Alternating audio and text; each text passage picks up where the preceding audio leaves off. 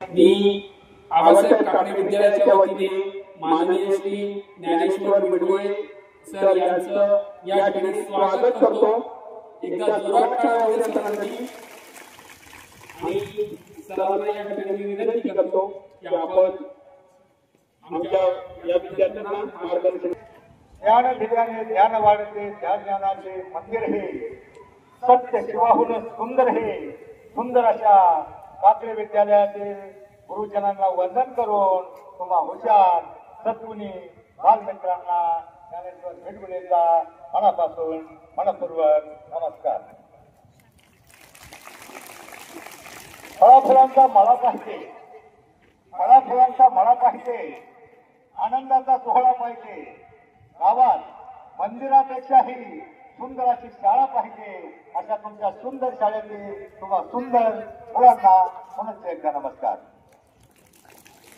मुलांनो, जीवनामध्ये माणसाला यशस्वी होण्यासाठी माणसाजवळ आत्मविश्वास हवा।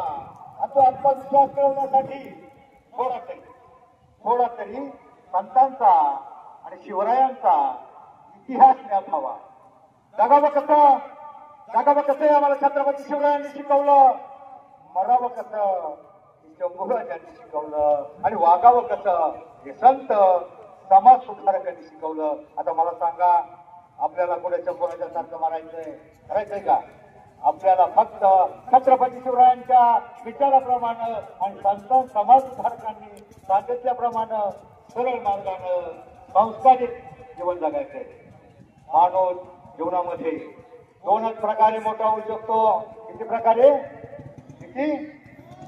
एक शिकून म्हणजे शिक्षण, क्षणाला शिकायचं असतं, आणि दुसरं गौरव म्हणजे सवरून सकारात्मक अर्थाचे जेवढे शब्द सत्य, सदाचार, संयम, सुविचार, संतांचे विचार, संस्काराचे विचार, प्रत्येक संतांच्या विचारामध्ये प्रत्येक विचारामध्ये माणसाचं जीवन बदलण्याचं सामर्थ्य असतं। सुविचार हे काही फक्त फळा भेटीवरले होऊन वाचण्यासाठी नसतात, त्यातून काहीतरी घ्यायचं असतं। मुलांनो, तुम्हाला लहानपणी एक गोष्ट तुम्ही ऐकली असेल, दोन लहान प्राण्यांची शर्यत लागली, त्याबद्दल कोण दिसतो? कोण? तसा चप्पल होता तरी का तो का जिंकला तो थांबला नाही, त्याला आळस आला नाही, कंटाळा आला नाही। या लहानशा गोष्टीपासून तुम्ही काय शिकायचं? प्रत्येक गोष्टीमधून काहीतरी बोध घ्यायचा असतो, प्रत्येक कथामधून काहीतरी तात्पर्य असतं, प्रत्येक खेळातून काहीतरी धारा घ्यायचा असतो। पास होण्यासाठी घालतात, प्रत्येक गोष्टीमधून काहीतरी बोध घ्यायचा असतो। तशाच्या गोष्टीपासून तुम्ही काय बोध घ्यायचा? थांबायचं नाही। आपल्या गेला तरच जीवनाची शर्यत जिंकणार आहात। मित्रांनो, आजही आपल्या महाराष्ट्रामध्ये सुशिक्षित बिलकुल नाही। मुख्याचा प्रत्येक मोठा होऊ शकतो, बऱ्याचदा समजता मुलांना अरे ते गरीब होता, मी कटुकार, मी गुटकार, मी काळा, मी कसा मोठा होणार? मुख्याचा प्रत्येक जण होणार आणि प्रत्येकाला काम धंदा नोकरी व्यवसाय प्रत्येकाला मिळणार, पण फक्त अशा प्रकारच्या गोष्टीपासून काही बोध घेतला तर जगातली कोणतीही शक्ती अगदी चीन, पाकिस्तान सुद्धा तुम्हाला मोठं होण्यापासून रोखू शकत नाही, असं होणार आहे ना? एखादा पाकिस्तानचा हातात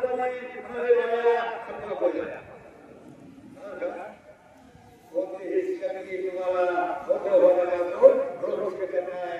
प्रत्येकाच्या शत्रू आहे आतमध्ये कोणते शत्रू आहेत आतमध्ये? कोणते? सगळ्यात मोठा शत्रू कोणता?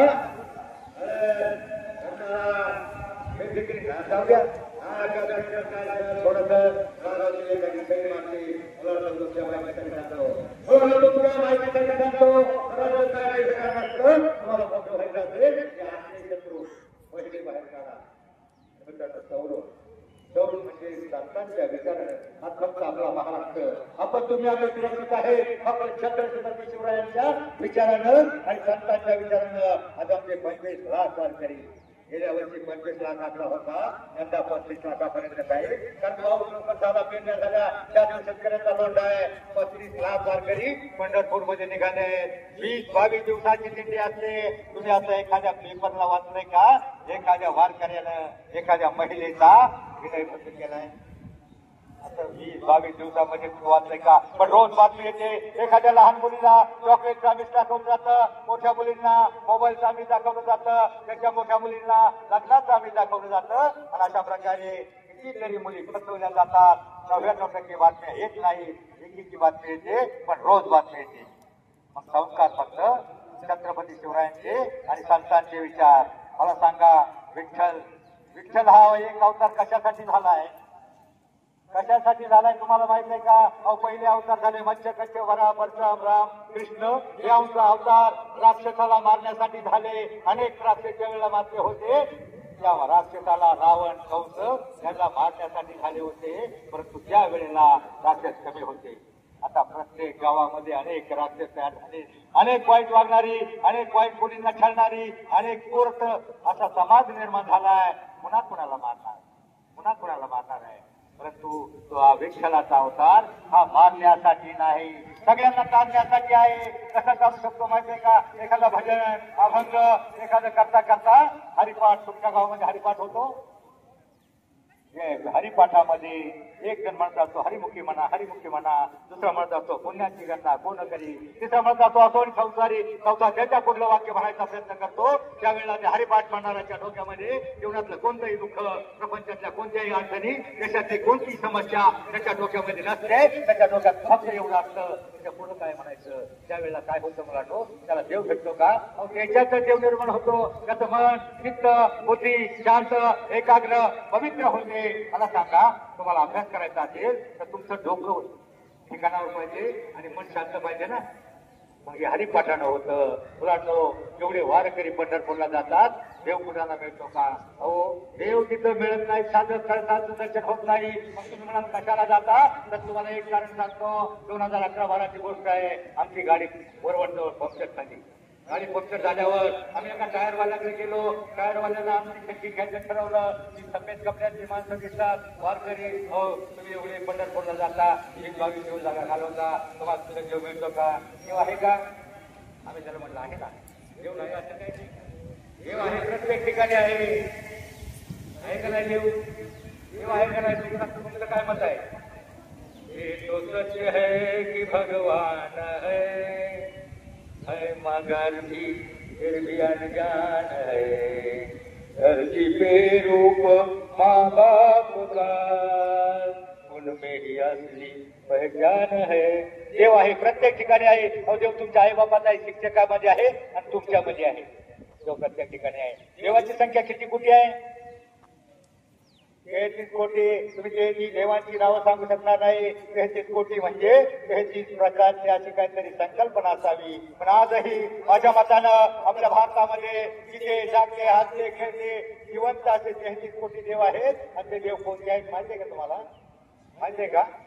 नाही माहितीये. रोज बघतो तू बघा ना रावळी, ना रावळी, ना देवळी, ना रावळी, ना देवळी, ना कोण त्या विद्या मंदिराचं साक्षात भारताची लोकसंख्या 146 कोटी पर्यंत पोहोचली असताना त्यापैकी 33 कोटी बरोबर सरकारी आकडेवारी आहे. बरोबर 33 कोटी सरकारी आकडेवारी बरोबर 33 कोटी आहे. आणि निरपेक्ष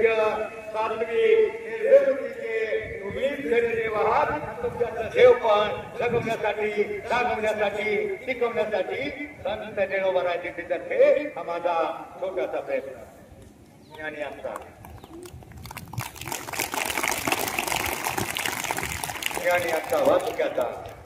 वाहतुक्याचा वंश तुमचा तोच आहे. आपल्या रक्ताचा थोडा ईश्वराचा अंश आहे. ईश्वर देव म्हणजे तरी काय असतं? आत्मा हा परमेश्वर. अध्यात्म, अध्यात्म याची फोड करा. अध्यात्म आणि आत्मा म्हणजे प्रत्येक आत्मा तो चांगल्या प्रकारे संस्कारित आहे, चांगला वागतो, कुणाला त्रास देत नाही, कुणाला छळत नाही, वाईट वागत नाही, दुर्दर्शन करत नाही. तो प्रत्येक जण देव आहे. तुमच्यात प्रत्येक जण देव आहे. फक्त तुमच्यातलं देव पण आयुष्यामध्ये गमू नका. 25 लाख वारकरी गेल्या वर्षी पंढरपूरला होते. तुम्ही टीव्ही मध्ये बघता का नाही? दिंडीची बातमी टीव्ही मध्ये पंढरपूरचे वारकरी तुम्ही पाहिले असते. त्या बाजूला वाखरी पासून पंढरपूरच्या मंदिरापर्यंत, तिकडल्या बाजूला सोलापूरच्या हायवे पासून तिकडल्या मंदिरापर्यंत लाईन लागलेली असते. तिकडल्या बाजूला ज्ञानोबराची पालखी, तिकडल्या बाजूला तुकोबराची पालखी, आणि प्रत्येक वारकरी आनंदाने नाचत असतो, बेहोश होऊन इतका आनंदित असतो. त्याला तो पंढरीच्या दरबारामध्ये, विठुरायाच्या दरबारात त्याला आनंद झाला असतो. आनंदाने नाचत असतो. आपला सोहळा पाहण्यासाठी बाहेरच्या देशातले 10 ते 15 फॉरेनर कंट्रीचे हाफ चड्डी मधल्या बाया आणि हाफ चड्डी मधले पुरुष बघत असतात. त्यांना नवल वाटतं, अरे ही फाटकी माणसं, सफेद कपड्याची फाटकी तुटकी माणसं, गरीब माणसं, एवढा आनंद यांना कशाचा झालाय? एवढं आनंदाने काय नाचतात? कुणी माऊली माऊली म्हणतंय, कुणी ज्ञानोबा तुकाराम म्हणतंय, कुणी फुगडी खेळतंय, कुणी एकमेकावर होळी वाहतंय, आणि कुणी अभंग गातंय, कुणी भजन गातंय, कुणी भारूड गातंय. मुलांनो, अभंगामध्ये, संतांच्या वाङ्मयामध्ये फक्त कंटाळवानं काहीच नाही. अभंग, पदे, दोहे, पदे, ओव्या, श्लोक, भारूड, गवळण याच्या चाली त्या डीजेच्या ऑर्केस्ट्राच्या गाण्यापेक्षा, त्या शांताबाईपेक्षा, बाबूरावपेक्षा चांगल्या असतात. पण त्या तुमच्यापर्यंत पोहोचतात. पण संतांचे अभंग तुमच्यापर्यंत पोहोचत नाही. 700 वर्षानंतरही प्रत्येक गावामध्ये हरिपाठ, काकडा, भजन, प्रवचन त्यामध्ये ते गायले जातात आणि ताजे वाटतात. ऑर्केस्ट्राचं गाणं एकच वर्षी येतं, दुसऱ्या वर्षी शांताबाई दिसत नाही, तिसऱ्या वर्षी बाबूराव दिसत नाही, चौथ्या वर्षी आवाज वाढव डीजे दिसत नाही. एकच वर्ष गाणं टिकतं, ते तुम्ही डोक्यात घेता. संतांचे अभंग 700 वर्षानंतरही रूप पाहत आलो तरी देवाच्या द्वारी सुंदर जाणं, जे का रंजले गांजले अवघाची संसार, जीवनेचे रूप हरिपाठामध्ये सोपे अभंग आहे. फक्त 2 अभंग, जो मुलगा पाठ करेल त्याला मी हरिपाठ देणार आहे. आयुष्यामध्ये ज्याचे 2 अभंग पाठ असतील त्याचं जीवन कधीच भंग होणार नाही. हरिपाठामध्ये 38 नंबरचा अभंग आहे, अवघाची संसार सुखाचा करीन आनंदे भरीन. तिन्ही लोक काय अर्थ होते आता? एका चरणामध्ये एवढा अर्थ समोर. अवघाची संसार म्हणजे कुणाचा म्हटलंय? तुझ्या पप्पा, मम्मी, गुड्डी, नुटू दोघांचा म्हटलंय का? अवघाची संसार म्हणजे अख्खा जगाचा, विश्वाचा संसार सुखाचा करीन. आणि आनंद भरणं तिन्ही लोक म्हणजे घरातले 3 लोक नाही, स्वर्ग मृत्यू पाताळ सगळीकडे आनंद निर्माण करील. अभंगाच्या एका चरणाचा अर्थ एवढा मोठा असतो. अख्ख्या अध्यात्मामध्ये किती अर्थ असेल, पण तो तुम्ही डोक्यात घेत नाही. मुलांना तुम्हाला खरंच जीवनामध्ये तुमचं जीवन भंग व्हायचं नसेल, 2 अभंग पाठ करा. एक सावता महाराजांचा अभंग आहे, कांदामळा भाजी. सावता महाराजांचं गाव पंढरपूरच्या जवळ, हायवेच्या ह्या बाजूला आलं. ते कधी पंढरपूरला गेले नाही. आपल्या शेतामध्ये काम करायचे, काम करता करता विठ्ठलाचं नामस्मरण करायचे. विठ्ठल विठ्ठल जय हरी विठ्ठल, विठ्ठलाचं नामस्मरण काम करता करता विठ्ठलाचं नाव घ्यायचे. आणि देव मग त्यांना स्वतः शेतामध्ये भेटायला आला. देव म्हणजे तुमच्यातच असतो. तुमच्यामध्ये खरा भक्तिभाव असेल तर पंढरपूरला जाण्याची गरज नाही. सावता महाराजांचा अभंग आहे, कांदामळा भाजी, अवघी विशाल माझी, लसूण मिरची कोथंबिरी, अवघा झाला माझा हरी, ओठ नाणा विहीर टोली, अवघी व्यापली पंढरी, सावता म्हणे गेला मला, विठ्ठल काय घेऊन लागला. काय अर्थ या भागाचा? सावता महाराज आपला देव कशामध्ये बघत होते? तर कांदामळा भाजी पिकवण्यामध्ये बोट चालू करून, बोट नाडा चालू करून, बोट चालू करून पाणी घ्यायचं, शेतामध्ये काम करायचं, शेतामध्ये पीक पिकवायचं. त्याच्यात सावता महाराज आपला देव बघत होते. मला सांगा मुलांनो, सावता महाराजांनी आपला देव त्यांच्या कामामध्ये पाहिला. सध्या तुमचा देव कशामध्ये आहे? टीव्ही मध्ये, माझ्या नवऱ्याच्या बायकोमध्ये. कशामध्ये होय तुमचा? टीव्ही नका टीव्ही बघू. टीव्ही मध्ये त्या मालिका बघून 20 वर्षापासून आमची समाज व्यवस्था, कुटुंब व्यवस्था नष्ट व्हायला लागली. त्या बाईनं त्या बाईची खोडी कशी करायची आणि दुसऱ्याच्या कुरखोडीच्या पेक्षा काही नसतं. काय संस्कार मिळणार तुम्हाला? तो टीव्हीतला टाईम तुम्हाला खरंच मुलींनो, टीव्हीतला टाईम तुम्ही एखाद्या आई वडिलांचं काम आहे ना घरचं, सगळी कामं करायला शिका. घरामध्ये दारामध्ये जनावर असतील, गाया असतील, शेण काढा, कष्ट करा, मेहनत करा, आई वडिलांचं शेतातलं काम करायला शिका. उद्या तुम्ही जर सासरला गेले तर तुमचा उद्धार व्हायला नको. तुला एवढं येत नाही का? तुझ्या आई वडिलांना तुला काय शिकवलं? टीव्हीतला टाईम तुम्ही स्वतः कष्ट करायला, काम करायला शिका. तर याच्यामधून मी काय सांगत होतो? आता काय सांगत होतो? नाही का लक्ष कोणाचं? एका शाळेमध्ये मी अख्खं रामायण सांगितलं. रामाचा जन्माचा स्वयंवर, लंका दहन, रावणाचा वध, रावणाला कोणी मारलं, कसं वापरलं, कोणतं अस्त्र वारलं. पण त्या वेळेला मी पाहिलं एका मागच्या मुलाचं लक्ष नसतं. हे मागून 2 नंबर, या लाईन 2 नंबर, सफेद शर्ट, रावणाला कोणी मारलं रे? यात अख्खं रामायण सांगितलं. रावणाला कोणी मारलं? तो म्हणतो मी नाही मारलं. आता तुझं लक्ष कुठं असतं शाळेत? रावण कुठे सापडणार? तुमचं लक्ष काय आहे सध्या? तुमचं लक्ष आहे शिक्षण. मित्रांनो, शिक्षण म्हणजे शून्यातून विश्व निर्माण करण्याचा मार्ग. शिक्षण म्हणजे सुतावरून स्वर्ग गाठण्याचा मार्ग. लोक वेळावर स्वर्गात जाण्याची इच्छा व्यक्त करतात, पण शिकला सवरलेला माणूस या पृथ्वीतलावर स्वर्ग उभा करू शकतो. इतकी ताकद या शिक्षणामध्ये आहे. आणि मुलांना शिक्षणाची संधी एकदा जाते. धनुष्यातून सुटलेला बाण ज्याप्रमाणे परत माघारी फिरू शकत नाही, त्याप्रमाणे शिक्षणाचा गेलेला 1 तास 1 दिवस सुद्धा परत येत नाही. काय होतं? एखाद्या वेळेला एखादा मुलगा एखाद्या पाटलांचा बैलगाडा त्याच्या मागे पळतो आणि 4 दिवस तिकडेच राडा करतो. एखादी पोरगी मामाच्या गावाला जाते, 4 दिवस शाळाभर उठते आणि मग ऑटोमॅटिक तो कोर्स शिकवला असतो ना, जीवनाची शर्यत जिंकण्यासाठी तुमचा पोषण मागे राहतो आणि तुम्ही त्या कातवाप्रमाणे त्याच्याप्रमाणे त्याच्यातून पोच घेत नाही. त्यामुळे आयुष्यामध्ये एकही दिवस 1 तास सुद्धा वाया घालू नका. तुम्ही आता काय सांगत होतो? पंढरपूरला इकडल्या बाजूला आनंदाने बेहोश होऊन वारकरी नाचत असतात, कुणी फुगड्या खेळत असतात, कुणी एकमेकावर आपलं उभं राहून हे नाचत असतात. आनंदाने विठ्ठलाच्या नावानं जे घोष करतात, त्यांना इतका आनंद होतो. पंढरपूर मध्ये पोहोचतोय, 20 दिवस आयुष्य कष्ट, काबाड कष्ट म्हणजे हाल अपेक्षा सहन करून पंढरपुराचे आनंदी असतात, नाचत असतात. आणि बाहेरची फॉरेनची लोक आपली दिवाळी त्यांना एवढा आनंद, एवढं वाटलं अरे ही अडाणी गावठी माणसं काय आनंद हाऊ ह्याची, कशाने एवढी उड्या मारतात, काय कारण, त्यांना काय कळणार झालं. आणि मग ती हाफ दिवाळी बाई आपल्या बॉयफ्रेंडला म्हणजे त्याला दाखवते, वंडरफुल. मग आमची गावठी चड्डीवाली गावठी लुगड्यावाली बाई म्हणते, अय भवानी हे वंडरफुल नाही पंढरपूर आहे. बाहेरच्या लोकांना आपली संस्कृती एवढी चांगली वाटते. अभंगाच्या चाली, अभंगाचा अर्थ संतांच्या वाङ्मयामध्ये फक्त अभंग नाही, म्हणजे रोहे, ओव्या, गवळण, भारूड अनेक चाली चांगल्या असतात. त्या दोन ओळी आपण म्हणूया, त्याला मागं म्हणा. तुम्हाला कोणतं अभंगापेक्षा तुम्हाला गवळण म्हणाल का? जनाबाईचे गवळण आहे का? मीराबाईचं भजन ऐकलं का तुम्ही? मीराबाई नाचुंगी नाचुंगी नाचुंगी नाचुंगी नाचुंगी, ती देवाच्या ना पुढे नाचायची, आता तिचे पुढे नाचत. तिथं मीराबाईचं एक भजन आहे बघा, म्हणाल का माग?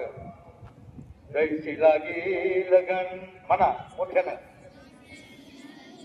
मेरा हो गई मगन, वो तो हरी हरी हरी हरी गुण गाने लगी.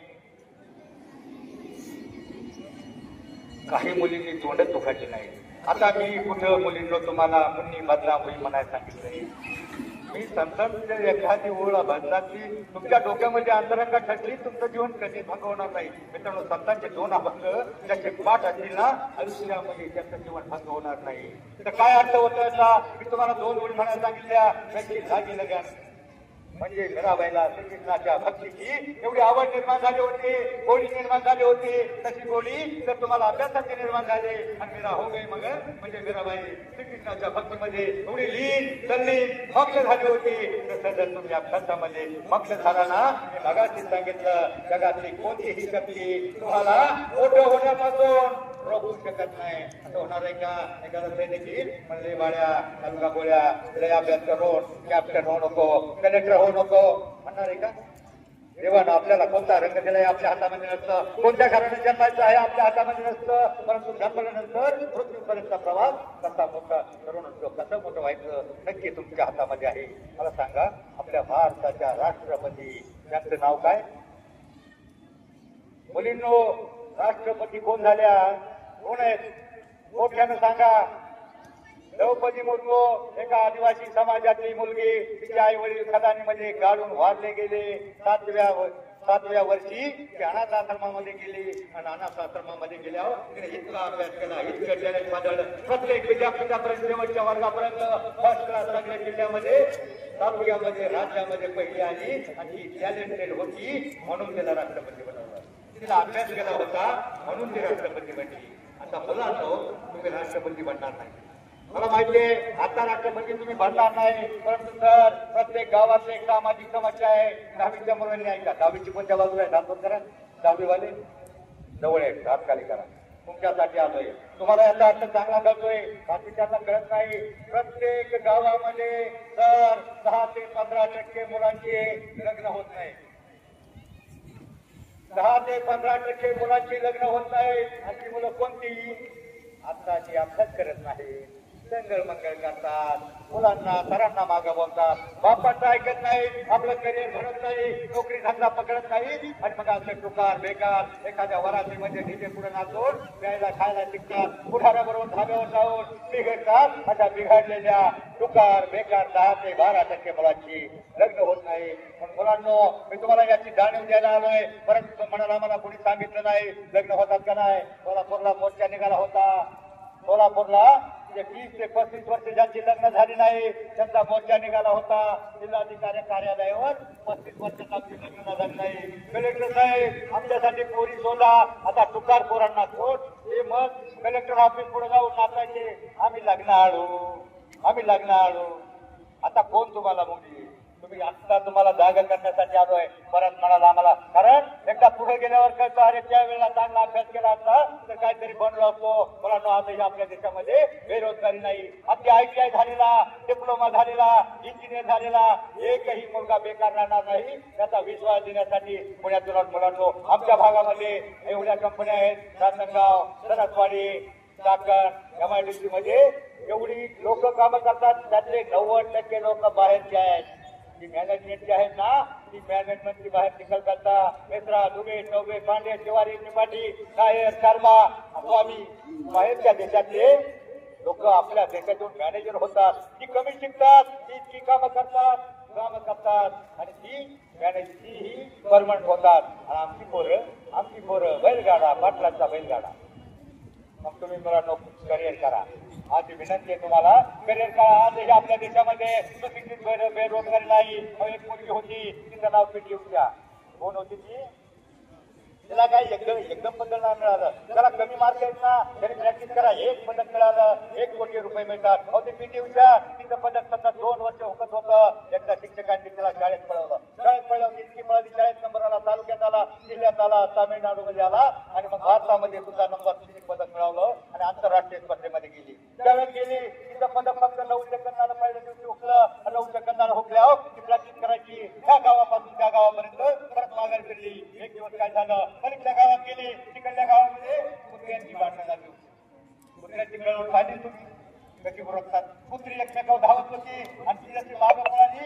एक कुत्र तिच्या मागं होतं, बाकीची कुत्री त्या कुत्र्याकडे पळाली. तिला वाटलं ती कुत्री माझ्या मागं लागली. आणि तशी ती कुत्र्याच्या व्यानात चिकाट पळाली, फुगाट पळाली, सांगाट पळाली.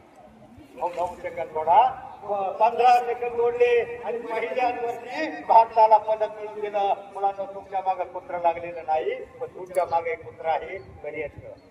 तुम्ही करिअर केलं, काहीतरी बनला तरच तुमचे लग्न होणार आहे, तरच तुम्ही राष्ट्रपती नाही होऊ शकणार. APJ अब्दुल कलाम, झाकीर हुसेन प्रमाणे राष्ट्रपती नाही बनवू शकणार. पण त्या 12% मध्ये राहू नका. कमीत कमी पती बनण्याची लायकी मिळवण्यासाठी आपलं करिअर करा, नोकरी मिळवा, धंदा करा आणि यशस्वी व्हा. मुलांना वेळ संपलेला आहे. मला मी सतत 3 तास नॉनस्टॉप बोलतो, परंतु मला 35 मिनिटं वेळ दिलेला आहे. तुम्हाला एवढं सांगतो, दुसरा कोणताही मार्ग नाही. त्रिकोण आणि चौकोन भक्तांच्या विचारानं आणि त्रिकोण एवढंच फक्त माहीत होऊ शकतं. कारण बाहेरच्या देशाला आपली संस्कृती, बाहेरच्या देशामध्ये कृष्णाची मंदिर आहे, छत्रपती शिवरायांची मंदिर आहेत आणि संतांची मंदिरे निर्माण झाली. प्रत्येक गावामध्ये संतांचे विचार हेच आपल्याला जाणून देऊ शकतात. तुम्हाला एकच काम सांगतो, आता शेवटचं 1 मिनिटाचं काम सांगतो. तुम्हाला मोठं माहिती आहे सगळ्यांना. माझ्याकडे थोडीशी आयडिया आहे, 50% आयडिया आहे. व्हायचे का सगळ्यांना? व्हायचे का? 1 मिनिट. तुम्ही शाळेतून घरी येताना आई वडिलांच्या किती जण पाया पडता? हात वर करा. फक्त 1-2 टक्के. एकच काम सांगतो तुम्हाला, 1 मिनिटाचं काम आहे. मुलांना तुम्हाला खरोखर मोठं व्हायचं असेल तर शाळेत मंदिरात देवाच्या पाया पडायला तुम्हाला देऊळ लांब असलं नाही पडलं तरी चालेल, पण घरी येऊन निघताना तुमच्या आई किंवा वडील जे घरामध्ये असतील ना त्याच्या पाया पडा. 8 दिवसानंतर तुम्ही एक बघा, दिवसानंतर तुमच्या आई वडील म्हणजे आणि आमची दोन्ही किती गुणाची आहे, आमचा मोन्या किती शाणा झालाय, किती चांगली सद्गुणी मुलं आहेत, रोज आपल्या बाया म्हणतात. 8 दिवसानंतर तुमचे आई वडील जर वाईट मागत असले, काम धंदा करत असले तर कशाला आपल्या सद्गुणी पोरांसाठी आम्ही गावात कष्ट केले पाहिजे. आणि तुम्ही जर खरोखर रोज पाया पडला तर तुमचे आई वडील तुमच्यासाठी कामाच्या दारा घालतील, रक्ताचं पाणी करतील, हाडाची काळं करतील, पण तुम्हाला शिकवण्यासाठी पैसा उपलब्ध करून देतील. म्हणून मुलांनो, तुम्ही 1 मिनिटाचं काम आहे, घरी निघताना तुमचे आई वडील तुम्हाला काहीतरी खाऊन देते, कपडे घालतात देते, तर आई वडिलांच्या 1 मिनिटाचं काम आहे, सोपं काम आहे. 50% तुम्ही नक्की मोठे व्हाल. मला सांगा, आता आजपासून उद्यापासून कोण पाया पडणार आई वडिलांच्या? सगळे पडा, सगळे पडा. माझी विनंती आहे तुम्हाला, अहो विठ्ठलाच्या तुम्ही पाया पडला ना, विठ्ठल तुम्हाला लगेच काही देणार नाही. पण आई वडिलांच्या जर पाया पडला ना, आई वडील म्हणजे आमची पोरं किती गुणाची पोरं आहेत, ते जर बिघडलेले असतील, एखादी आई वडील दारू पित असतील, काम धंदा करत असतील तर काम धंदा करतील. 1 मिनिटाचं काम तुम्ही करा, 50% तुम्ही मोठे व्हाल आणि 50% शिकून आणि संतांच्या विचारण्याप्रमाणे. बस तुम्हाला एक प्रश्न दादाचा विचारतो, तुमच्या नावानं पुस्तक लायब्ररीमध्ये देणार आहे, तुम्हाला हरिपाठ देणार आहे. आता एक प्रश्न, 1-2 पुस्तक आहेत, ठीक आहे. फर्स्ट मध्ये छत्रपती शिवराय त्यांच्या मुलांची आणि सुनांची नावं कोण सांगतं? या पटकन. त्याला एक पुस्तक देणार आहे, त्याच्या नावानं हरिपाठ देणार आहे. पुस्तक आहे, या पटकन या. संपलेलं आहे. छत्रपती शिवरायांच्या दोन्ही मुलांची आणि सुनांची नावं. ये ना.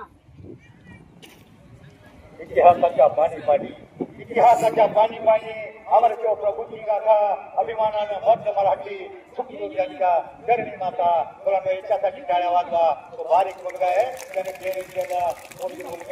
मोठी मुलांना छत्रपती शिवरायांच्या मुलांची नावं माहीत नसावी, ही लोकांची काय इतिहास आणि समाजसेवकांचे आपल्याला ज्ञात पाहिजे. शिवाजी, राजाराम आणि शिवाजी. राजाराम आणि संभाजी. बरं, ठीक आहे. त्याच्या पत्नीची नावं? येसुबाई, ताराबाई. तुझं नाव लिहे आणि हे पुस्तक सरांकडे लायब्ररीमध्ये, तुला एक हरिपाठ. तुझं नाव लिहून सरांकडे. ज्यांना मुलींना विद्येचा मार्ग ज्यांनी उपलब्ध केला आणि विद्येचं महत्व सांगताना, विद्येविना मती गेली, मतीविना नीती गेली, नीतीविना वित्त गेले, वित्ताविना शूद्र खंदले, अवघे अनर्थ या विद्येने झाले. ते महात्मा ज्योतिबा फुले आणि डॉक्टर बाबासाहेब आंबेडकर यांच्या मुलांची नाव काय? म्हणा. पाटामधलं पाणी प्राण पाखरा संग गातो, तुझी विठ्ठला गाणी. विठ्ठल विठ्ठल जय हरी. टाळ्या वाजवा मोठ्याने जोरात. विठ्ठल विठ्ठल जय हरी विठ्ठल. म्हणा. विठ्ठल विठ्ठल विठ्ठल विठ्ठल विठ्ठल विठ्ठल विठ्ठल विठ्ठल. ज्याला हात द्यायचे टाळ्या वाजवा आणि ज्याला तोंड द्यायचे बाकी त्याला तोंड द्यायचे विठ्ठल म्हणा. विठ्ठल विठ्ठल विठ्ठल विठ्ठल विठ्ठल विठ्ठल जय हरी विठ्ठल. विठ्ठल विठ्ठल विठ्ठल विठ्ठल विठ्ठल विठ्ठल विठ्ठल विठ्ठल. आराम करतात, मोबाईल मध्ये टीव्ही मध्ये बसून राहतात आणि मग त्यावेळेला आपलं शरीर थोडं गांडूळ होतं. एखाद्या रक्तवाहिनी ब्लॉकेज झाली, एक रक्तवाहिनी ब्लॉकेज झाली, 30 वर्षाच्या माणसाला अटॅक येतो आणि तो गप्पीने वर जातो. म्हणून फक्त 5 मिनिटं एवढंच मुलांनो. हे सांग रे बाळा नाव. परसराम सलीम प्रदीप. बघा परसराम, त्याला माहिती टाळ्या, अर्ध्या टाळ्या वाजवायच्यासाठी. आता मला सांगा मित्रा, पिक्चर 8 वर्षापूर्वी तुझ्या ध्यानात आहेत, पण डॉक्टर बाबासाहेब आंबेडकर आणि महात्मा फुलेंच्या मुलाचं नाव सांग. बघा ते नाही माहिती म्हटलं. म्हणजे सर जे माहिती पाहिजे या पिढीला माहित होत नाही आणि ते नको याला माहिती म्हणजे सगळ्यांना माहिती आहे. नको त्या डोक्यामध्ये घेतो. म्हणजे आपल्याला पाहिजे संत समाज सुधारायचं, त्यांच्या पिढीचं नाव आपल्याला न्यात पाहिजे, छत्रपतीच्या पिढीचे नाव न्यात पाहिजे. तुझं नाव लिहि आणि पुस्तक लायब्ररीमध्ये दे. त्याला एखादी पाठ द्या. मित्रांनो, निर्माण करायचं नाही, तर तुम्हाला भगतसिंगासारखं फाशी जायचं नाही, माझी ब्रह्मप्रमाणे खिंड लढवायची नाही. तुमच्या आई वडिलांची काय जिजामातेसारखी स्वप्न नाही. तुमच्या आई वडिलांची बात स्वप्न आहे. मोगलाई मोगलाईत पुन्हा मुमताजच्या प्रेमासाठी स्मृतीसाठी ताजमहाल बांधणारा होऊन गेला एक शहाजहान. त्या पेशवाई पुन्हा मस्तानीच्या प्रेमासाठी ताजमहाल बांधणारा होऊन गेला एक बाजीराव. पण फक्त मराठीशाही आपल्या मातेच्या स्वप्नपूर्तीसाठी हिंदवी स्वराज्य निर्माण करून 362 किल्ले बांधणारा एकच राजा होऊन गेला, तो म्हणजे छत्रपती शिवराय. छत्रपती शिवाजी महाराज की धन्यवाद. मराठो इतकं आयुष्य कमी पडेल, आता इतकं आनंद कमी पडेल, दौडा ते कमनशिबाचा माता ते खुलून पडेल. परंतु मुलांनो प्रयत्न इतका करा, अभ्यास इतका करा, त्या विठ्ठलाला पांडुरंगाला त्या देवांना तुम्हाला देणं भागत पडेल, देणं भागत पडेल. बस जाता जाता जाता जाता सूर्यानं प्रतिप्रश्न केला, माझ्यानंतर या जगाला कोण प्रकाश देईल. त्यावेळी चंद्र शरमला, मोठमोठे तारे रमले. एक पती समोरून म्हणाले, प्रभो माझ्या परीनं मी नक्की प्रयत्न करेल. त्याच वेळेला माझ्यासारख्या एका ध्येयवादी पत्रकारानं ठरवलं, त्याच वेळेला माझ्यासारख्या एका काजव्यानं ठरवलं, कुठं तरी नाना कोपऱ्यात जाऊन लुकलुकेल अज्ञानाच्या अंधाराला प्रकाशाचा अस्तित्व दाखवून थांबेल, दाखवून सरेल. जय हिंद, जय महाराष्ट्र. या ठिकाणी माननीय ज्ञानेश्वर मिडगुळे सरने अतिशय सुंदर असं उद्बोधन केलं की आपल्या आयुष्यामध्ये आई वडिलांचं महत्व किती आहे. आपण शिक्षण घेत असताना योग्य पद्धतीने ते शिक्षण घेणं फार महत्वाचं आहे. आपली संस्कृती आपण जपली पाहिजे, तरच आपण आयुष्यात फार पुढे जाणार आहोत. सरांनी अतिशय सुंदर असं मार्गदर्शन केलं. मी या ठिकाणी विद्यालयाचे पर्यवेक्षक माननीय गाडे सरांना विनंती करतो की या ठिकाणी त्यांनी सरांचा सत्कार शाल व श्रीफळ देऊन करावा.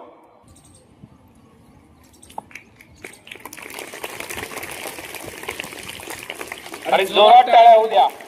यांच्या उद्बोधनामुळं आज एक वेगळी एनर्जी आपल्यामध्ये आलेली आहे आणि नक्कीच याचा फायदा तुम्हाला होईल.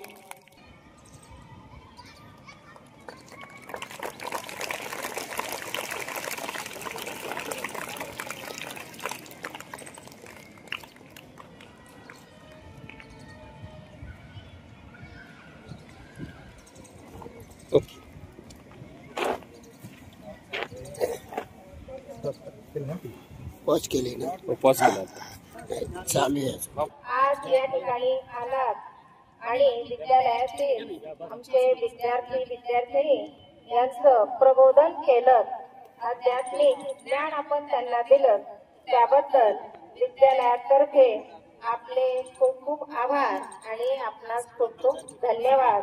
त्याचप्रमाणे आपले सहकारी श्री दत्तात्रय भुजबळ सर, आपणही या ठिकाणी आलात आमच्या विद्यालयामध्ये, आपलेही खूप खूप आभार आणि धन्यवाद. नक्कीच विद्यार्थी यातून चांगले संस्कार घेतील, चांगले गुण घेतील आणि त्यांच्या भावी आयुष्यामध्ये आजपासून नक्कीच ते उपयोग करतील, अशी ग्वाही मी आपणास विद्यालयाच्या वतीनं देत आहे. धन्यवाद. त्याला या हरिपाठाचं पुस्तक हे भेट दिलं जाणार आहे. सर 1 महिन्यानंतर परत या विद्यालयात येणार आहे. जे कोणी हे 5 हरिपाठ म्हणून दाखवेल, 5 अभंग पाठ करेल, त्याला हे पुस्तक दिलं जाईल.